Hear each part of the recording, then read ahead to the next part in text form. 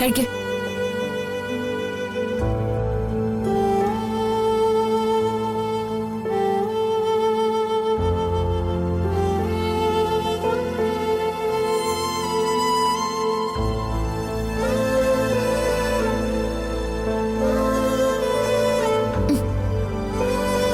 കഴിക്ക്.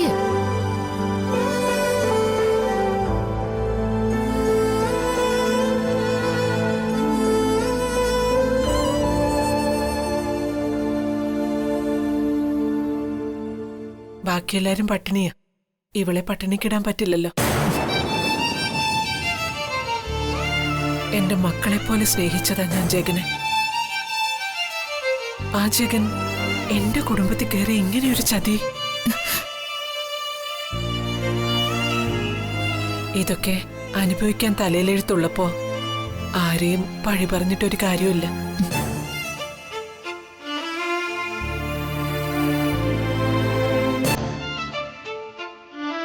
വന്ദനമ്മേ, ജഗനങ്ങളൊന്നും കഴിച്ചിട്ടില്ല.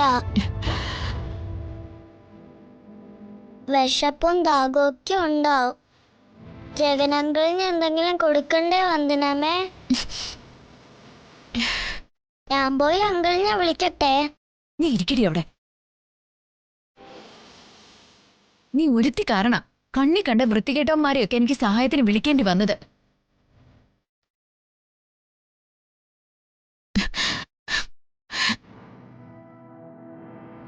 അതെ അമ്മ, ഇവളെ കാണാതായ ദിവസം എനിക്ക് ആദ്യമായിട്ട് ജഗനെ വിളിക്കേണ്ടി വന്നത്. അതെ, ജഗന് വെച്ചെന്നാ അവൻ പുറത്തെവിടെയെങ്കിലും പോയി കഴിച്ചോളൂ. നീ ആവശ്യമില്ലാത്ത കാര്യങ്ങൾ അന്വേഷിക്കാൻ നടക്കണ്ട. കഴിക്കും.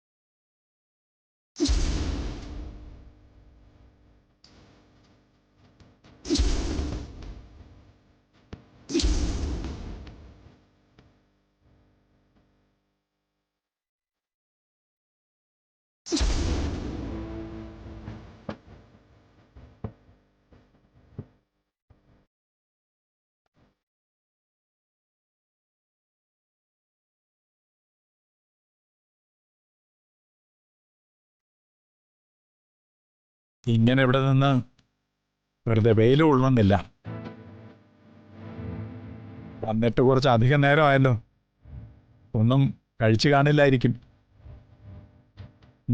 അകത്ത് വന്ന് എന്തെങ്കിലും കഴിച്ചിട്ട് പോവാൻ നോക്ക്. അച്ഛാ, എനിക്ക് വേണ്ടുന്ന ആഹാരമല്ല. ചെയ്തു പോയത് തെറ്റാണെങ്കിൽ അത് തിരുത്താൻ ഒരു അവസരം. പ്രായച്ചിത്തം അല്ലേ? അബദ്ധത്തിൽ ചെയ്തു പോകുന്ന തെറ്റുകൾക്കാണ് പ്രായച്ചിത്തം കൊണ്ട് ഫലം കിട്ടുന്നത്. അറിഞ്ഞുകൊണ്ട് ചെയ്യുന്ന പ്രവൃത്തികൾക്ക് പ്രായച്ചിത്തം ഫലം തരില്ല. ഒരു പെണ്ണിന്റെ ജീവിതം നശിപ്പിച്ചിട്ട് വേണ്ട, എന്നെ കൊണ്ടൊന്നും പറയിപ്പിക്കാൻ നിൽക്കണ്ട. ഞാൻ ആരുടെയും ജീവിതം നശിപ്പിക്കാൻ ചെയ്തതല്ല, ഒരു ജീവിതം കൊടുക്കാൻ ചെയ്തതാ. അത് എനിക്ക് വന്ദനെ അത്രയ്ക്ക് ഇഷ്ടമായതുകൊണ്ടാണ് ഞാൻ അവളുടെ കരുത്തിൽ താലി കെട്ടിയത്. വെറുതെ നെറുകേട് കാണിച്ചിട്ട് നാവിട്ടടിക്കണ്ട. ജഗൻ പോവാൻ നോക്ക്. ഇല്ല, ഞാൻ പോകണമെങ്കിൽ ചന്ദ്രയും അമ്മയും വന്ദനയും അച്ഛൻ എന്നോട് ക്ഷമിച്ചെന്ന് പറയണം. അല്ലാതെ ഞാൻ പോവില്ല.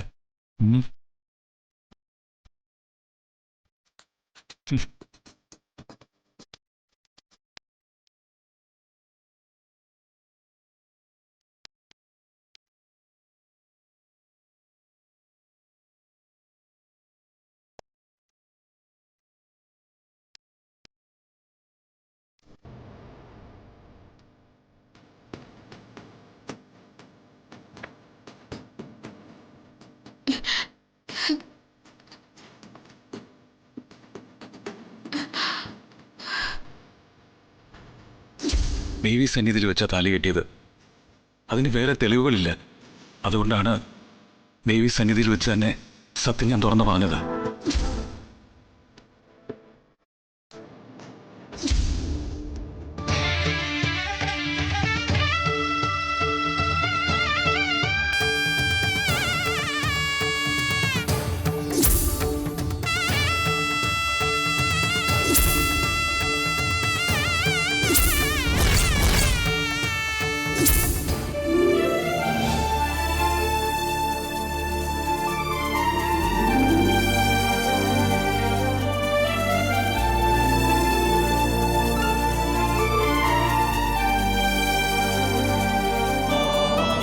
മോളെ, സംഭവിച്ചെല്ലാം മറന്നേക്ക്. ഒരു ദിവസം കണ്ട് പേടിച്ചൊരു ദുസ്വപ്നമായിട്ട് കരുതി അതിനെ വിട്ടേക്ക്. ജഗൻ പോയിട്ടില്ല. ഏതെങ്കിലും ഒരു തരത്തിൽ തെറ്റ് പറ്റാത്തവരായി ആരും ഉണ്ടാവില്ല. തെറ്റ് തിരുത്തപ്പെടണം. മോൾക്ക് മോള് പറയുന്നതാണ് ശരി, എനിക്ക് ഞാൻ പറയുന്നത്. അതുപോലെ ഓരോരുത്തർക്കും അവരവരുടേതായ ശരിയുണ്ട്. ചെയ്തു പോയ തെറ്റ് തിരുത്താൻ ഒരാൾ ആത്മാർത്ഥമായി ആഗ്രഹിക്കുന്നുണ്ടെങ്കിൽ നമ്മളതിനെ കാണാതെ പോകരുത്. തിരുത്താൻ പറ്റുന്ന തെറ്റല്ലല്ലോ അച്ഛ. ഒരിക്കലും തിരുത്താൻ പറ്റാത്ത തെറ്റ് തിരുത്താൻ ശ്രമിക്കുന്നത് പാഴ്ശ്രമാണ്.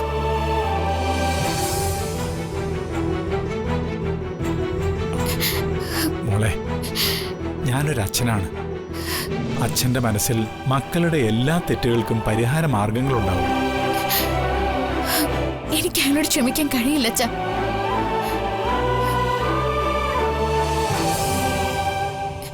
അത്രയ്ക്കും വലിയ വിശ്വാസവഞ്ചന അയാൾ എന്നോട് കാണിച്ചത്. അയാൾ കാണിച്ച നെറുകേടിന് ഒരു കുടുംബം മുഴുവൻ ജലപാനം പോലും കഴിക്കാതെ മോളെ, അമ്മയുടെ കഴുത്തി കിടക്കുന്ന താലി അമ്മയ്ക്ക് എത്ര പ്രിയപ്പെട്ടതാ. അത് അമ്മയെ ബോധം കെടുത്തിയ ശേഷം ഒരാളെ കെട്ടിത്തന്നതാണെങ്കിലോ അമ്മയ്ക്കത് സഹിക്കാൻ പറ്റും.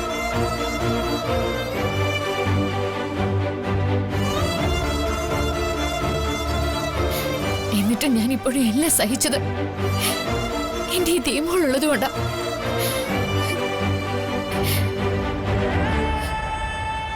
അല്ലെങ്കിൽ ഇന്നീ വീടിന്റെ മുന്നിൽ പാവിരിച്ച് കിടത്തേണ്ടി വന്നേനെ എന്നെ.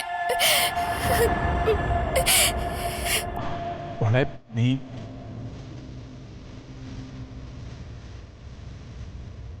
ഒരാണ് ഒരു പെണ്ണിനോട് ചെയ്യാൻ പാടില്ലാത്ത ക്രൂരത എന്നോട് കാണിച്ചത്.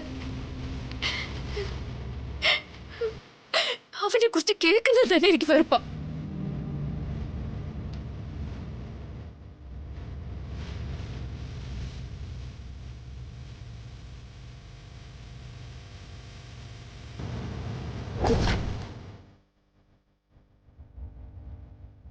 ജഗനങ്ങള് പാവാ വന്ദനമ്മേ. ഒന്ന് നിർത്തുന്നുണ്ടോ നീ?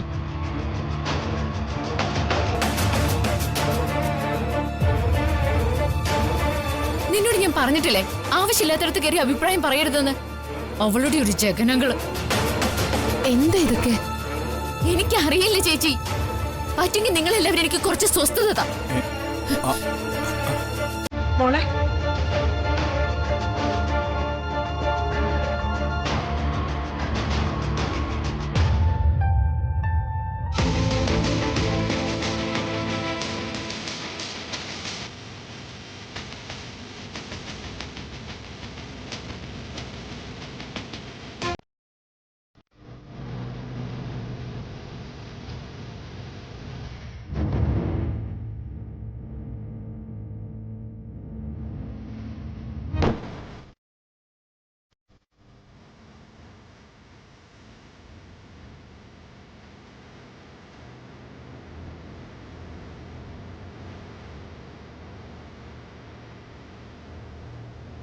അങ്കിളെ, അങ്കിൾ എന്താ അകത്തേക്ക് വരാത്തത്? വാ അങ്കിളെ. അങ്ങള് വരാത്തതല്ല, അങ്ങളിനെ ആരും അകത്തേക്ക് കേട്ടുന്നില്ല. അതാ. അങ്കിള് വാ, അങ്കിളിനെ ദിയമോളെ അകത്തേക്ക് കൊണ്ടുപോവാ. വേണ്ട മോളെ, മോള് പൊയ്ക്കോ. അങ്കിളിന്റെ കൂടെ നിന്നാ മോളെ അമ്മ വഴക്ക് പറയും. അങ്കിൾ എന്തിനാ വന്ദനമ്മയോട് പിണങ്ങിയത്? അങ്കിൾ പിണങ്ങിയില്ലല്ലോ. പിന്നെ വന്ദനമ്മയാണോ പിണങ്ങിയത്? വന്ദനമ്മയ്ക്ക് അങ്കിളിനോട് പിണക്കമാണോ? അതെന്താ അങ്കിള്? വന്ദനാമ്മയ്ക്ക് അങ്കിളിനെ വലിയ ഇഷ്ടമാണ്. ഇഷ്ടപ്പെടുന്നത് നല്ലതല്ലേ?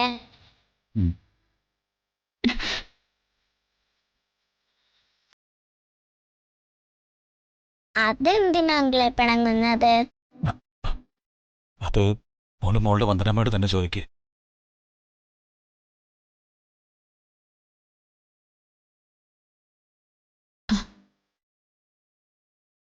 ഞാൻ ചോദിച്ചു, പക്ഷെ വന്ദനമ്മയൊന്നും പറയുന്നില്ല.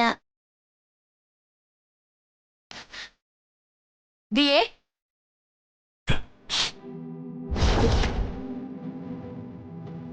ദേ വന്ദനമ്മ വിളിക്കുന്നു, ഞാൻ പോയിട്ട് വരാം.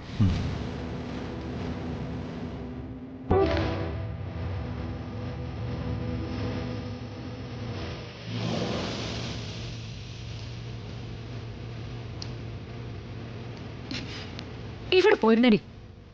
ചേക്കനങ്കിൾ. അയാൾ നിന്റെ ആരാ? അനിയനോ അത് ചേട്ടനോ? അല്ല അങ്കിള്. അങ്കിള് കുങ്കിള്. ഈ അയാളോട് മിണ്ടി പോരുത്, മനസ്സിലായോ? വന്നേ.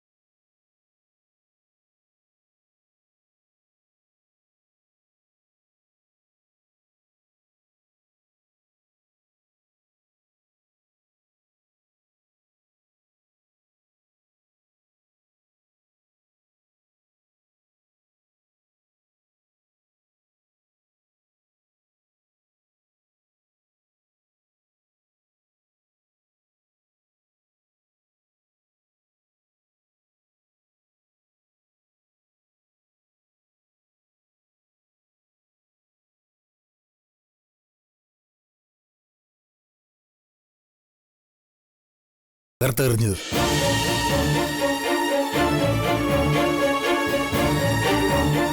ഏതൊരു പെണ്ണിന്റെയും സ്വപ്ന വിവാഹ പന്തലും ആളുകളും കൊട്ടും കുരവയും എല്ലാം ഉള്ളൊരു താലികെട്ട്. പലപ്പോഴായി എന്റെ ചേച്ചിയുടെ വിവാഹം മുടങ്ങി. ജാതകദോഷം എന്നാ എല്ലാരും പറഞ്ഞത്.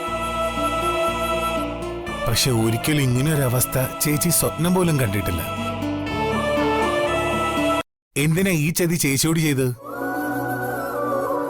മാന്യമായി ആലോചിച്ചാൽ പോലും ഒരുപക്ഷെ അന്തസ്സായിട്ട് ഇത് നടത്തി തരുമായിരുന്നു. ഇതൊരുമാതിരി കാണിച്ചത് മോശമായിപ്പോയി, വളരെ മോശം. നിങ്ങളിൽ നിന്ന് ഈ ചതി ഞങ്ങൾ ഒരിക്കലും പ്രതീക്ഷിച്ചില്ല. ഈ കുടുംബമായിട്ട് എന്തൊരു ബന്ധമായിരുന്നു നിങ്ങൾക്ക്? ഒറ്റയടിക്കത് നശിപ്പിച്ചില്ലേ? എന്റെ ചേച്ചിയുടെ മനസ്സിൽ നിങ്ങൾ ദൈവതുല്യനായിരുന്നു. ആ വിഗ്രഹ നിങ്ങൾ ഒറ്റയടിക്ക് തല്ലിയുടച്ച.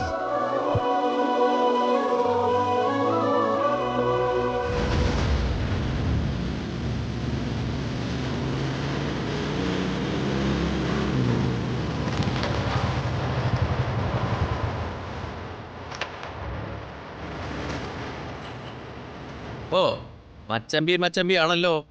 ആ സ്നേഹമായിരിക്കും ഭാര്യാ സഹോദരനോട് വരിഞ്ഞൊഴുകുന്നത്. നാണമില്ലടാ നിനക്ക്? സ്വന്തം പെങ്ങളെ ചതിച്ചവരോട് നിന്ന് ശൃംഗരിക്കുന്നു. അതോ ഈ പരനാറിയോട് കടം ചോദിക്കാൻ തുടങ്ങിയോ നീ?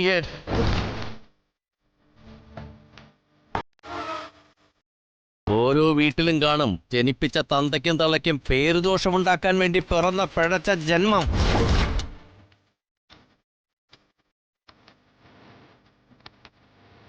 അയ്യോ, ഇങ്ങനെ നിന്ന് വെയിൽ കൊള്ളണ്ട. ഉലുവാവെണ്ണ പോലത്തെ നിന്റെ ശരീരം കറുത്തുപോകും. അന്യൻ വിറക്കുന്ന കാശുകൊണ്ട് ചുമ്മാ തിന്നും കുടിച്ചുണ്ടാക്കിയ ഈ പൊണ്ണത്തടി വെറുതെ വേർപ്പിച്ച് കളയണ്ട. കേറിപ്പോണ അങ്ങട്.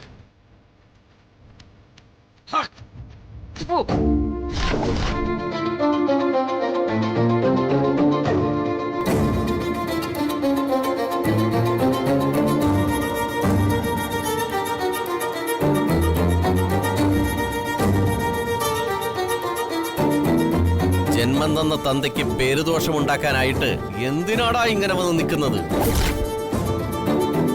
പോയി ചത്തൂടെ നിനക്ക്. കയറ് വേണമെങ്കിലേ പ്രകാശന്റെ വക ഫ്രീ ആയിട്ട് നിനക്ക് തരാം. 1 രൂപ ചെലവാക്കാതെ തന്തയുടെയും തള്ളയുടെയും ചെലവില് ഭാര്യയും മകനെയും കൂടി പോറ്റുന്ന തനിക്കത് പറയാൻ എന്ത് യോഗ്യതയാണ് ഉള്ളത്? ഒരു ഉപദേശി വന്നിരിക്കുന്നു. ഈ വീട്ടിലെ ഇത്തിൾ ചെടിയാണ് താൻ. മറ്റുള്ളവരുടെ അന്നം കട്ടുതിന്ന് വളരുന്ന ഇത്തിൾ ചെടി. താൻ എനിക്ക് സ്പോൺസർ ചെയ്ത കയറ് താൻ തന്നെ അങ്ങ് ഉപയോഗിച്ചോ. ബാക്കിയുള്ളവർക്ക് സമാധാനം കിട്ടട്ടെ.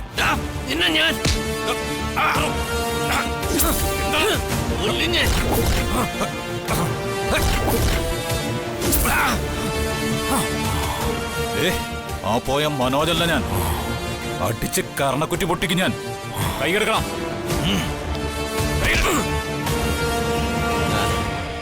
എനിക്ക് നിന്നോട് സഹതാപം മാത്രമേ ഉള്ളൂ. നേർച്ച കോഴിക്കരടാ കല്ലെറിയുന്നത്. എന്റെ കൂടപ്പറപ്പ് കരിദോഷക്കാരിയാ വന്ദന. അവളെ താലി ചാർത്താൻ നോക്കിയവരാരും ഇന്ന് ഈ ഭൂമുഖത്തേയില്ല.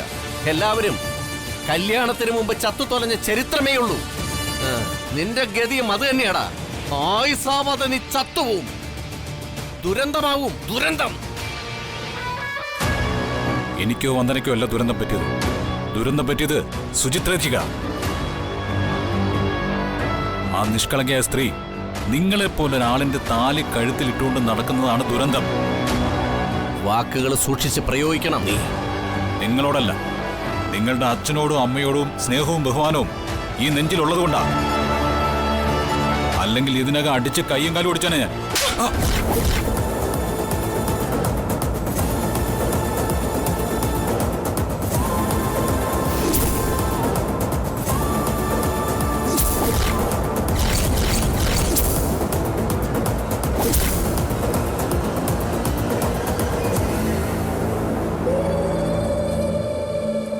തിരിച്ചടി.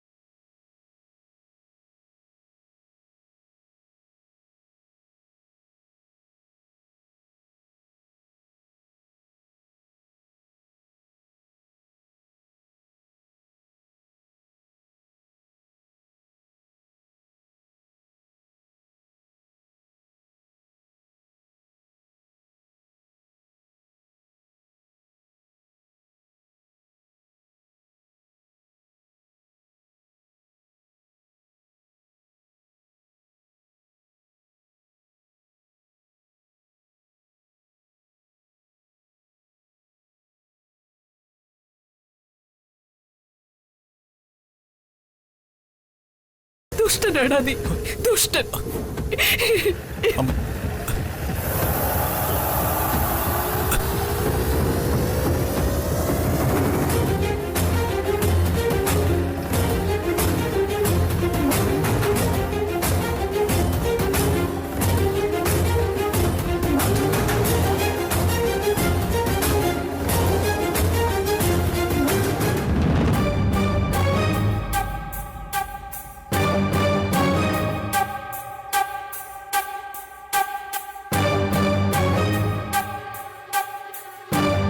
ജഗനെ ഇനിയും കാണുന്നില്ലല്ലോ മോളെ. അവൻ എന്താ വരാത്തത്? അവനിപ്പോ എന്താവും സംഭവിച്ചത്? ചേട്ടൻ വന്ദനയുടെ വീട്ടുമുറ്റത്ത് കുറ്റിയടിച്ച പോലെ നിൽക്കുമല്ലേ? ആ പൂതനയുടെ കഴുത്തിൽ താലി കെട്ടിയത് ഏട്ടനാണെന്ന് ഏട്ടൻ സമ്മതിച്ചു കഴിഞ്ഞു. വന്ദനയ്ക്കതൊരു പിടിവള്ളിയായി. എന്ത് കണ്ടിട്ടാണോ എന്തോ ആ എരണം കെട്ടവളുടെ കഴുത്തിൽ താലി കെട്ടാൻ ഏട്ടന് തോന്നിയത്. അങ്ങനെ എത്ര നേരമെന്ന് വെച്ച എന്റെ കുഞ്ഞ് നിൽക്കുന്നത്? വെയിലും മഴയേറ്റ് നോക്കുകുത്തിയെ പോലെയുള്ള നിപ്പ്. എനിക്കത് ഓർക്കാൻ കൂടി കഴിയുന്നില്ല മോളെ. താലി കെട്ടിയ പെണ്ണാണെങ്കി അകത്ത്, അവൾ ഇറങ്ങി വരുന്നതും കാത്ത് താലി കെട്ടിയവൻ പുറത്ത്. ഈ ഒരു അവസ്ഥയെക്കുറിച്ച് കേട്ട് കേൾവി പോലും ഇല്ല. ഇതിനെന്തെങ്കിലും ഒരു പരിഹാരം ഉണ്ടാക്കിയേ പറ്റൂ. ആ നാശം പിടിച്ചവളെ ചേട്ടൻ ഇങ്ങോട്ട് എന്നെ കെട്ടിയെടുക്കും. ഈ കുടുംബം നാമാവശേഷമാവും. അതാ നടക്കാൻ പോകുന്നത്. ഞാനിപ്പോ എന്താ വേണ്ട അമ്മേ? നീ കാറും എടുത്ത് ഉടനെ പോണം. പോയി ജഗനെ എങ്ങനെയെങ്കിലും കൂട്ടിക്കൊണ്ട് വരണം. അതിപ്പോ ആ വീട്ടിലെ അവസ്ഥ എന്താണെന്ന് എനിക്കറിയില്ല. ഞാൻ ഇപ്പൊ അങ്ങോട്ട് ചെല്ലുന്നത് ബുദ്ധിയല്ലമ്മേ. ഓ പിന്നെ ഒരു ബുദ്ധിമാൻ വന്നിരിക്കുന്നു. അനിയനെ കൂട്ടിക്കൊണ്ടുവരാൻ പോകുന്നതേ സ്വന്തം ചേട്ടന്. അതുകൊണ്ട് ആകാശമൊന്നും ഇടിഞ്ഞു വീഴാൻ പോകുന്നില്ല.